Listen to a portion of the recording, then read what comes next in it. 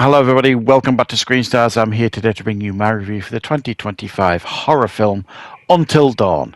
The film is directed by David F. Sandberg and it stars Ella Rubin, Michael Cimino, Odessa Azon, we have Belmont Camille and Maya Mitchell, as well as Peter Stormare. Right, okay, this is based on the popular PlayStation game Until Dawn, and it focuses on a group of teens, I suppose, or young adults. They are looking for the sister of Clover. When their mother passed about a year ago, the sister basically went missing. And she's tracked her to this area. She's given a tip by the local shopkeeper that where she could be. They end up going to this strange house. Once they get inside, basically, they are then hunted and killed every night by a different killer, I suppose. And every time they're all dead, time resets itself. So you've got a certain amount of tries to basically try and survive until dawn. And if you do, then you make it out alive. However, time is running out and Clover still wants to find her sister. Right. What are my thoughts on Until Dawn? Well, I've been quite looking forward to checking this film out. I am a big fan of the video game. I have played it. I have played through it, I think, 3 times now. And it's one of those games, if you've never played it, it's a very cinematic experience. It's like a 10-hour game with choice and consequence and loads of great scares. And you can kind of play it differently each time. Different people can survive. Different people can die, depending on the choices and mistakes that you make in the film. It's just a great game. I love them sort of games, and I'm sure I said in my review for it at the time that it would make a brilliant movie, and it would. I mean, they do other games as well. The people that make Until Dawn do a lot of other cinematic games, and a lot of them would be great movies. They've got great ideas for like horror movies. So.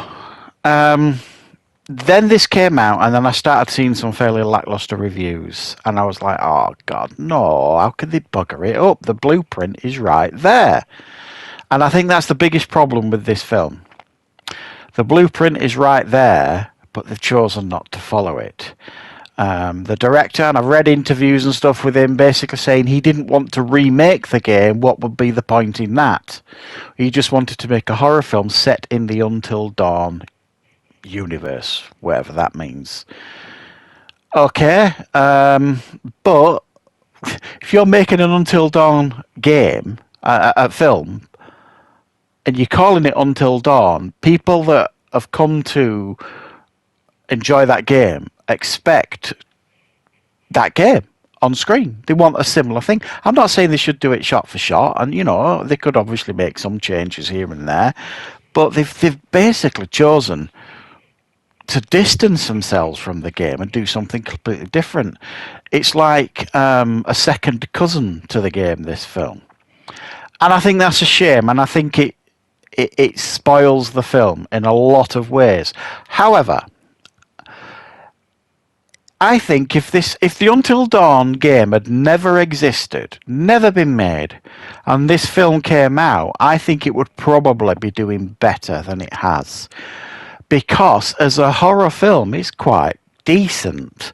The concept and the idea is decent. Makes no sense, but the concept is decent. You're in this weird house, and then you are killed by these master killers or beasties or witches or whatever, or exploding. I mean, they're even exploding in this film if they drink the water, which makes no sense, but there you go. So, and if you die before dawn, then you got to do it all over again, like Groundhog Day type thing.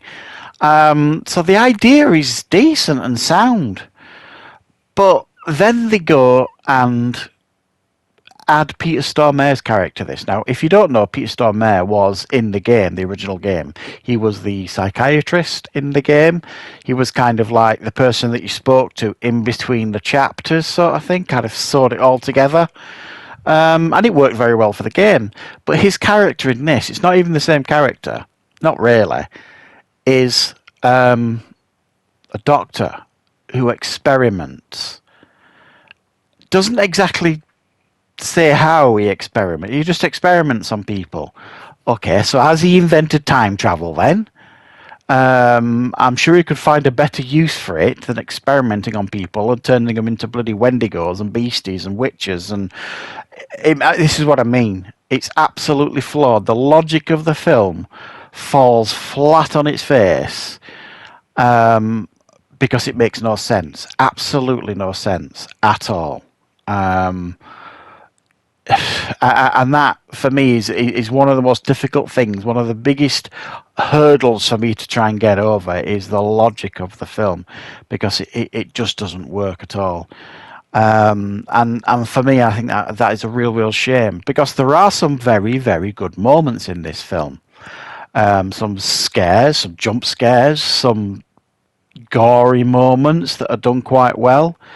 The scene with the masked killer, who is reminiscent of the masked killer that you get in the Until Dawn game.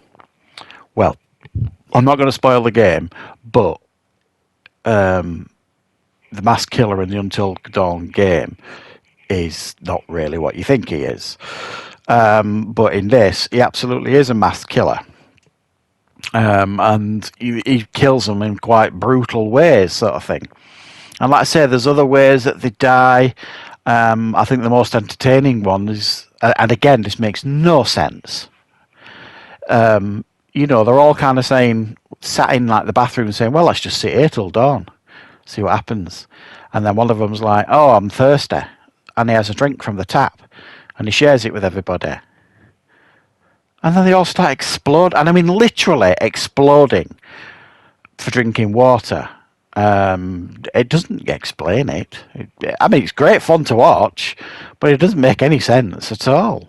And that's just it. It just kind of like I struggle to like the film because it's just so nonsensical. Number one, it's alienated the game audience, and the fans of the game, because it isn't Until Dawn. And number two, while as good as some of the scares are and the thrills and the effects I think are excellent here, and the polish of the film. I mean, I love to see a really nicely budgeted, highly polished horror film on the cinema screen.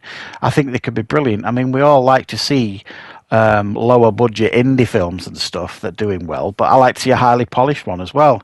And this one is that, but it's just bizarrely stupid at times, and I can't forgive that, unfortunately.